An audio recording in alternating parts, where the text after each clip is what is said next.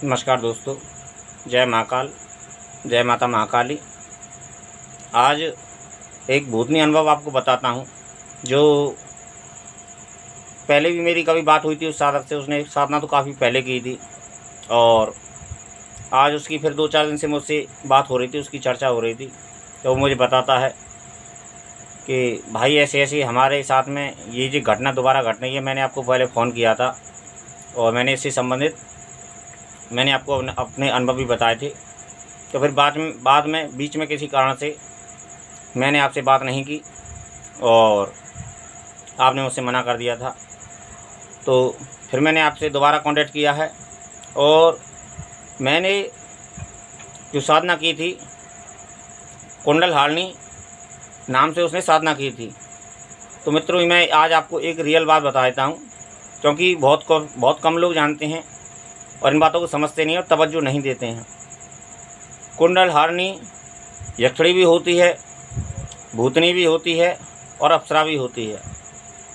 और उसने कुछ ऐसे ही करके मंत्र बताया था, ओम श्रीम कुंडल हारनी आगच्छ आगच्छ स्वाहा।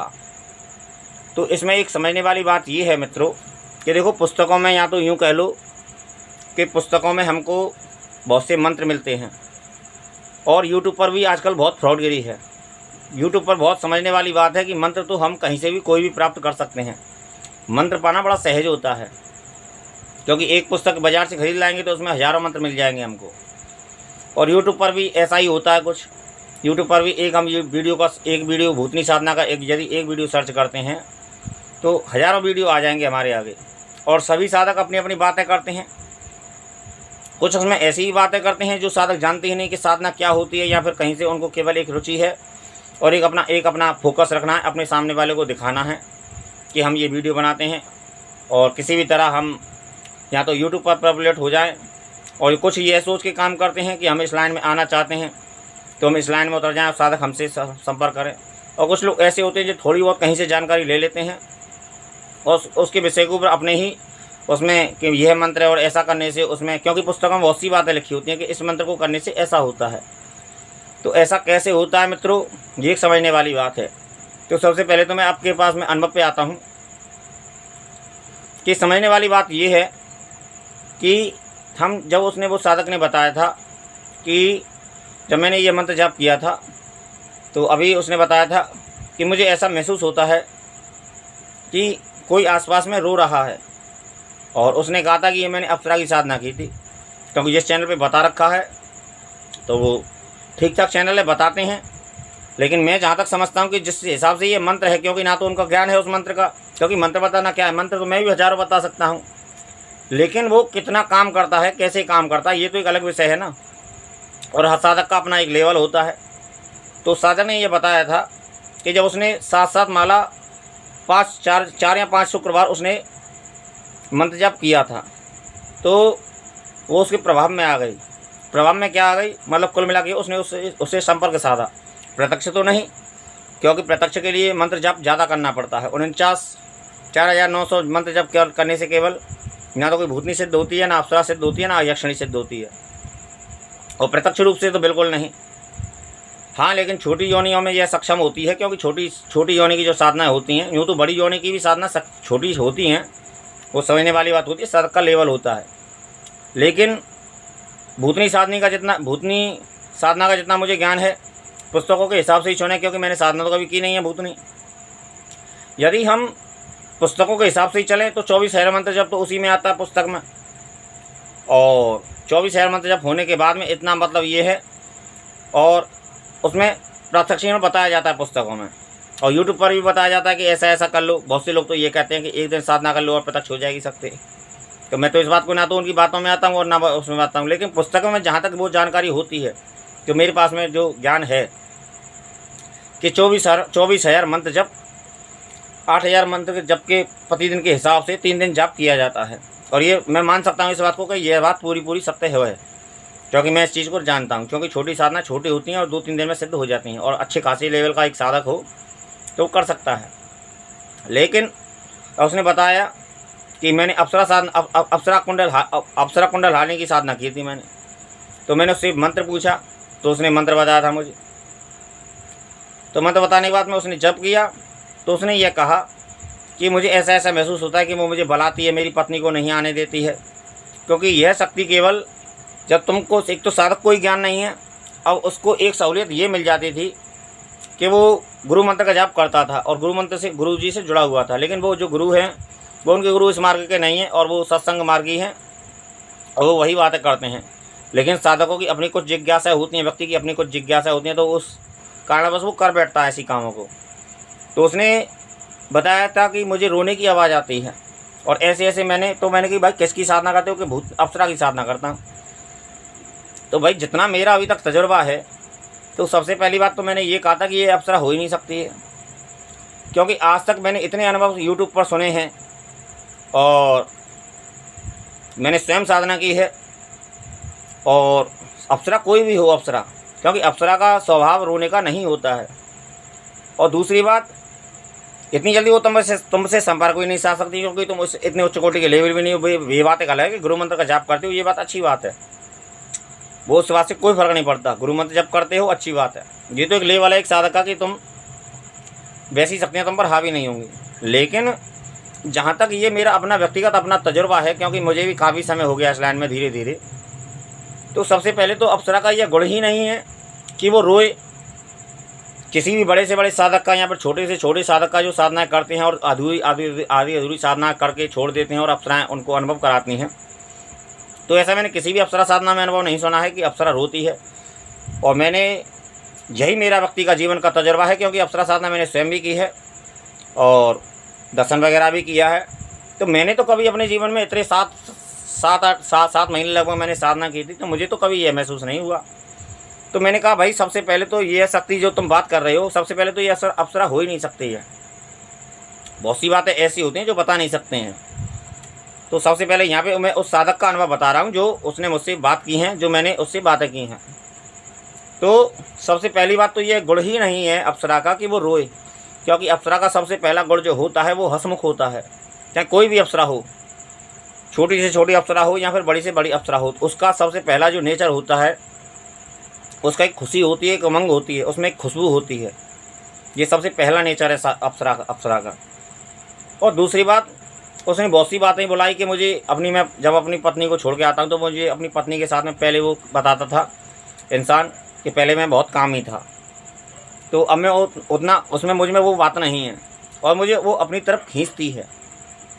तो खींचने की बात ऐसी है मित्रों कि ये मेंटल बुद्धि जो होती है, हमारी बुद्धि में थोड़ा सा आकर्षण होता है, क्योंकि जो व्यक्ति काम ही रहा हो तो उसका थोड़ा सा अपना एक व्यक्तिगत होता है। यहाँ उसका नाम और अता पता तो नहीं उजागर कर सकते हैं, क्योंकि हर चीज़ की एक मर्यादा होती है और यदि हम उसका नाम पता बता देंगे तो सारी बातें खुल जाएंगी। तो कभी यह वीडियो किसी व्यक्ति के ऐसे हाथ लगा तो ऐसा अनुभव ओपन नहीं होते हैं। तो क्योंकि मैंने अपनी पत्नी को छोड़ के आया था, मुझे ऐसी फीलिंग होती है कि पत्नी को मत लेके आओ और तुम्हारा बिना पत्नी के काम हो जाएगा। और वो उससे संपर्क भी साधती है, लेकिन सूक्ष्म रूप से संपर्क साधती है वो रात्रि में।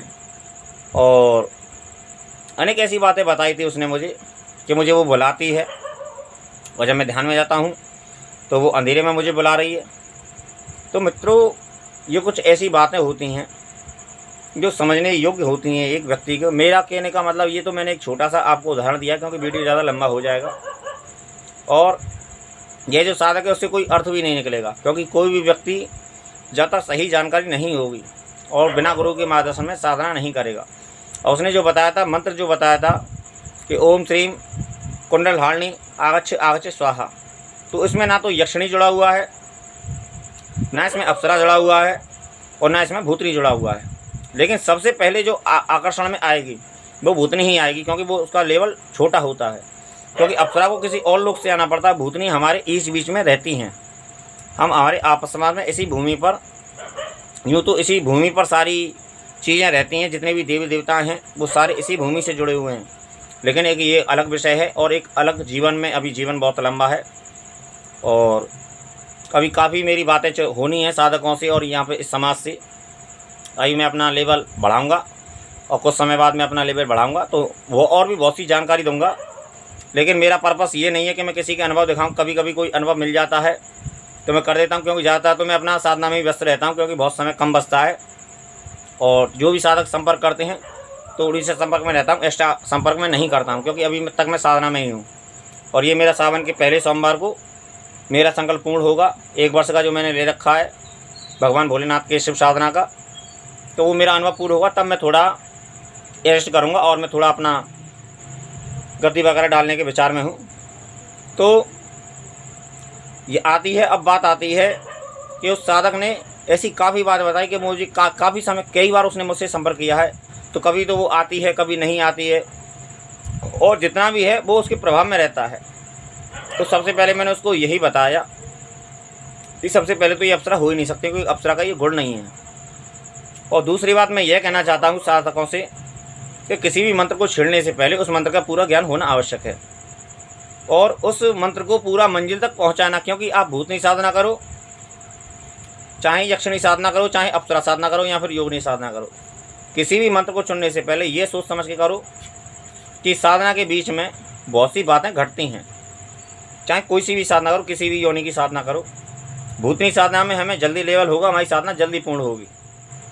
लेकिन उसमें एक खतरा होता है, यदि तुम्हारे पास में, यदि उसके पास में गुरु मंत्र नहीं, किसी व्यक्ति के पास में गुरु मंत्र नहीं हो, तो घर के किसी भी सदस्य पर हावी हो सकती है, और साधक पर भी हावी हो सकती है, क्योंकि उसको ज्ञान नहीं है।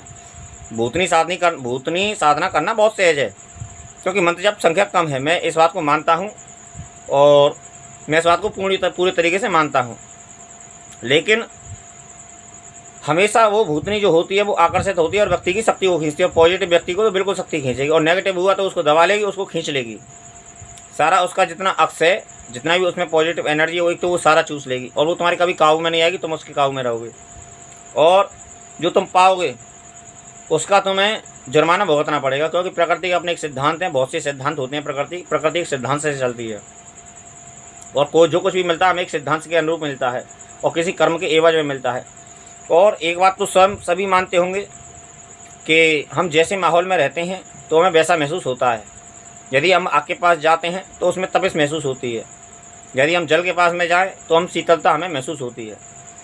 तो यही एक मौसम का नेचर है कि जिस तरह दिन चढ़ता है, एक आज आपको एक भेद की बात बता दूं कि जिस तरह सूरज चढ़ता है आसमान में, उसी तरह व्यक्ति की सोच बदलती है, और उसी हिसाब से सोच बदलती है। रात में आदमी को रात में ही क्यों नींद आती है भरपूर, दिन में क्यों नहीं नींद आती है भरपूर आदमी को? या फिर हम सुबह जितना रिलैक्स रहते हैं, हम दिन में रिलैक्स क्यों नहीं रहते हैं? तो एक ये प्रकृति एक सिद्धांत के अनुरूप चलती है, व्यक्ति भी उसी के हिसाब से चलता है, और व्यक्ति का मन भी उसी हिसाब से चलता है, बुद्धि भी उसी हिसाब से चलती है। और हम उस व्यक्ति को, उस परिस्थिति को, उस मौसम को कितना एडजस्ट कर पाते हैं। गर्मी हर व्यक्ति को लगती है, चाहे कोई कितना ही बड़ा साधक रहा हो, और वो कितना ही बड़ा साधक हो जाए, लेकिन गर्मी का उसको तपिश झेलनी पड़ेगी। वो बात एक अलग है कि वो अभ्यास से उसने उस चीज़ को उसको एडजस्ट कर ले, लेकिन गर्मी हर व्यक्ति को लगती है, चाहे वो कितना ही बड़ा सिद्ध हो, कितना ही बड़ा साधक हो, क्योंकि प्रकृति का सिद्धांत के अनुरूप चलती है। तो किसी भी व्यक्ति को छूट नहीं है इस जगत में, चाहे कोई कितना ही बड़ा व्यक्ति हो, क्योंकि आपने राम के जीवन में ये देखा होगा, और भगवान स्वयं भगवान के जीवन में है ये रहा है। मैं आपको सिर्फ भगवान भोलेनाथ से संबंधित एक उदाहरण देता हूँ। शास्त्रों में ऐसा जिक्र आता है, और यह बात सत्य भी है, कि जब उन्होंने ब्रह्मा जी का सिर काटा था किसी कारण से, ये बात एक घटना अलग विषय हो जाएगा, मैं उस विषय को नहीं जानना चाहता हूँ, केवल एक उदाहरण दे रहा हूँ कि जब भोलेनाथ ने शिव जी का सर काटा था तो उनको ब्रह्म हत्या का पाप लगा था। तो उनको भी उसकी निवृत्ति के लिए वो महाभैरव, वो स्वयं कहते हैं इस बात को कि वो महाभैरव बन गए थे, और वो महाभैरव वो पीड़ित हो रहे थे ब्रह्म हत्या के पाप से।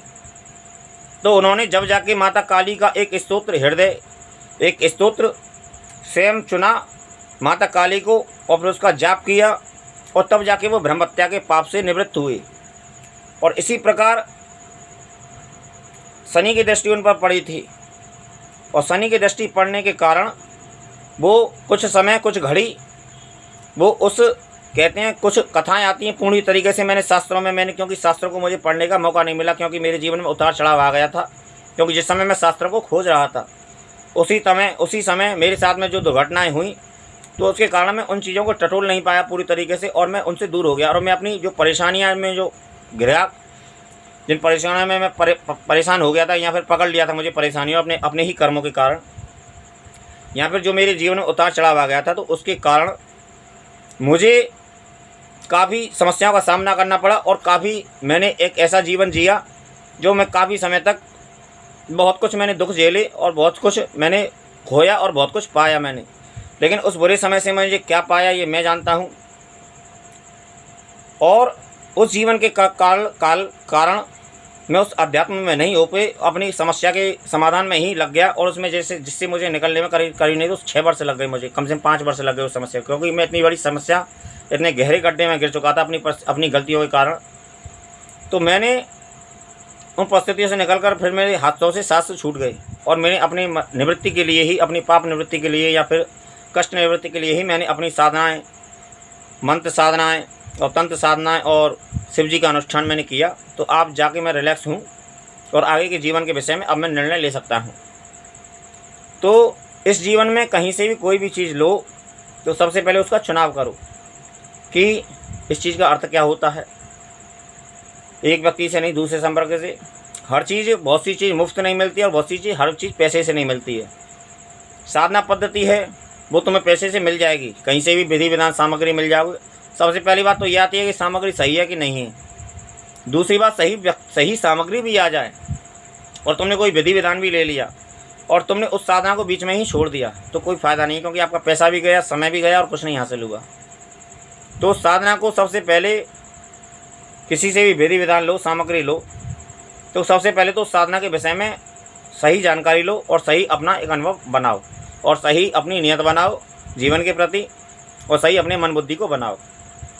तो पूरा ज्ञान होने के बाद में भी फिर उसके तुम्हारे अंदर ये दृढ़ इच्छा शक्ति हो कि हमें इस जो हमने मंत्र जाप किया है इसका हमें फल क्या मिलेगा। पूरा ज्ञान होना चाहिए, क्योंकि हर मंत्र हर काम नहीं करता है। तो ज्ञान होने के बावजूद भी उस साधना को मंजिल तक पहुंचाना, क्योंकि बीच में ही छोड़ दिया आपने तो कोई फ़ायदा नहीं हुआ, क्योंकि कुछ नहीं मिला आपको, आपका पैसा भी गया, समय भी गया। और फिर आप कहोगे अरे यार ये तो, क्योंकि सामने वाला, एक बात हमेशा याद रखना, जो सामने वाला छोटा करके बताता है। क्योंकि क्या कोई भी व्यक्ति जीवन में आए, यदि वो कोई सही साधक होता है और जो सही मन का होता है, बुद्धि का होता है, तो वो तो थोड़े बहुत आधी साधना में, आधी अधूरी साधना में, 2-4 150 माला में थोड़ा बहुत अनुभव पा जाता है तो उसको कुछ लगता है। लेकिन जो नेगेटिव व्यक्ति होता है उसको कुछ महसूस नहीं होता है। तो वो बहुत से लोग कहते हैं अरे बेकार की बातें हैं, बेकार की चीज़ें, और वो अपना चैनल, बहुत से लोग ऐसे होते हैं जो यूट्यूब चैनल बना के बैठ जाते हैं, अरे ये बेकार की चीज़ें हैं। बहुत से लोग भ्रमित करते हैं अपनी तरफ से ही, फिर अपनी ही बातों को तैयार करती, क्योंकि वो जीवन में, सही जीवन में तो सफल हो नहीं पाए तो वो गलत मार्ग चुनते हैं। और फिर बहुत से मैं ऐसे कमेंट देखता हूँ कि अप्सरा साधना करने से ये नुकसान होता है, या फिर ये नुकसान होता है, या फिर ये नुकसान होता है। मेरे जहाँ तक अनुभव है मित्रों, ऐसा कोई खासा ज़्यादा बड़ा नुकसान तो नहीं होता, लेकिन हाँ थोड़ी बहुत इतना असर ज़रूर पड़ता है कि हमारे घर में यदि अप्सरा यंत्र वगैरह है, क्योंकि माला से संबंधित तो खैर मैं नहीं समझता, माला सिद्ध अलग होती है और यंत्र प्राण प्रतिष्ठा अलग होती है, क्योंकि उसमें यंत्र जो होता है वो प्राण प्रतिष्ठा होता है। यदि आपको साधना की, आपने आधी अधूरी छोड़ दी और वो यंत्र घर में रह गया तो थोड़ी सी नॉर्मल हल्की सी इतनी फुल्की दिक्कत होती है, छोटी मोटी परेशानी आपको समझ में नहीं आए शायद, क्योंकि अनाड़ी साधक को समझ में नहीं आती क्योंकि ये परेशानी कहाँ से हो रही हैं। लेकिन यदि वो सामग्री यंत्र को छोड़ देता है घर में तो उसको छोटी मोटी घर में बातें होने लग जाती हैं। तो एक तो ये अनुभव होता है अप्सरा साधना का, जहाँ तक मैं समझता हूँ, जो मेरे अपने साथ में हुआ है, मैं इस चीज़ को जानता हूँ। और मेरे जीवन में भी एक घटना और घटी थी तो मुझसे। और दूसरी बात, यदि आप उस यंत्र को विसर्जित कर देते हैं और उस शक्ति से क्षमा मांग लेते हैं कि हमें जो भी हम साधना पूरी नहीं कर सके और हमें क्षमा करने का प्रार्थना करें और हमें क्षमा करें, अपने लोग को जाएं, तो उससे वो क्षमा मान जाती है, सात्विक शक्ति मान जाती है। ऐसी कोई बात नहीं है। तो मेरा कहने का तात्पर्य ये है पूरी वीडियो का, पूरी बातों का, कि किसी मंत्र को छेड़ने से पहले, क्योंकि मंत्र जब उसमें कुछ भी नहीं था तो सबसे पहले नेगेटिव शक्ति ही तुम्हारे संपर्क में आएगी, क्योंकि वो करीब रहती है और वही शक्ति आपको हावी हो जाएगी। तो गलत शक्तियों से बचें। ये भूतनी साधना करने की मैं मना नहीं कहता, मेरा भी कभी कभी मन करता है कि एक बार चेक करके देखें भाई क्या लेवल होता है और भूतनी कैसी होती है, एक बार देखें। मैं भी कभी कभी सोचता हूँ मैं, लेकिन फिर एक मन में ख्याल आता है कि चलो इस साधना को अभी और कर लेंगे, और भी बड़ी बड़ी साधनाएँ होती होंगी और उनसे कुछ ज़्यादा लाभ होता होगा, क्योंकि छोटी योनि छोटी फ़ायदा देती है। तो कभी कभी मन से निकल जाता, कभी कभी मन में आता भी है, तो उसको हटा देते हैं, क्योंकि इतनी बुद्धि सशक्त है, इतनी कमज़ोर नहीं है बुद्धि के किसी भी विचार को हावी हो जाने दें, क्योंकि विचार आने का स्वाभाविक बात है। तो मेरा कहने का तात्पर्य यही है कि अपने जीवन में एक सही मार्ग चुनो और सही गुरु को धारण करो, और किसी भी साधना को करो। भूतनी से भी डरने की आवश्यकता नहीं है। वो कहता था कि मुझे डर भी लगता है, एक तो साधना करता है, एक तो शक्ति को बुला आह्वान करता है, फिर उससे डरता है। तो ऐसा क्यों करता है भाई? तो ये भी एक समझने वाली बात है कि सोचने से बहुत सी बातें नहीं होती हैं, कुछ बातें समझने की होती हैं। तो सबसे पहले कोई भी मंत्र जाप करो, कोई भी तंत्र क्रिया करो, तो सबसे पहले यदि उसको सिद्धि तक पहुंचना है तो सबसे पहले तो निर्भय होना सीखो इस क्षेत्र में। और निर्भय साधक ही इस क्षेत्र में सफलता पा सकता है। और अगर तुम डरोगे तो फिर कोई तुम्हारा फ़ायदा नहीं है, और अपना बेकार का समय वेस्ट करते हो और दूसरे का भी समय वेस्ट करते हो। और तो मैं यही कहूँगा कि अपना किसी भी साधना करने से पहले उसको अंजाम तक पहुँचाएं, उसका पूरा ज्ञान लें, और छोटी साधना ना करके बड़ी एक साधना साधी जाए। सबसे पहले अपने जीवन को सुचारू रूप से संभाला जाए, और अपनी परिस्थितियों को एक ऐसा नेगेटिव एक पॉजिटिव ऐसा एक रोल दिया जाए कि हमारी परिस्थितियाँ सबसे पहले हमारे अनुकूल हों, और अनुकूल भी ना हो तो कम से कम हम पर हावी ना हो। तो सबसे पहले तो एक महाशक्ति को, किसी भी शक्ति को साधो, कोई भी शक्ति करो। और एक बात और बता दूं कि किसी भी साधना करने से पहले हमको जल्दबाजी में नहीं रहना चाहिए, और ये नहीं सोचना चाहिए कि हम इतना, क्योंकि बहुत से लोग पुस्तकों में दे देते हैं कि इतना मंत्र जप करने पर ये लाभ होता है, उसको लाभ होता है। लेकिन ठीक है, चलो मान भी लिया कि ये लाभ हो गया, इतना जप करने पर ये लाभ हो गया, लेकिन उसको सिद्धि का उपयोग कैसे करोगे, संचालन कैसे करोगे सिद्धि का? तो एक समझने वाली बात है, बड़ी बात है, समझे ना। साधक के लिए सिद्धि करना बड़ा आसान है, लेकिन उसका संचालन करना बड़ा कठिन है, और हर व्यक्ति इस चीज़ को नहीं जानता है, हर व्यक्ति इस बातों को नहीं समझता है, क्योंकि सबसे बड़ी सिद्धि पाने के बाद भी सबसे बड़ा उसका संचालन होता है कि उसको संचालन कैसे करेंगे हम। तो मैं यही कहना चाहता हूँ कि किसी भी साधना को करें, भूतनी साधना को करें, किसी भी साधना को करें, कोई डरने की बात नहीं है।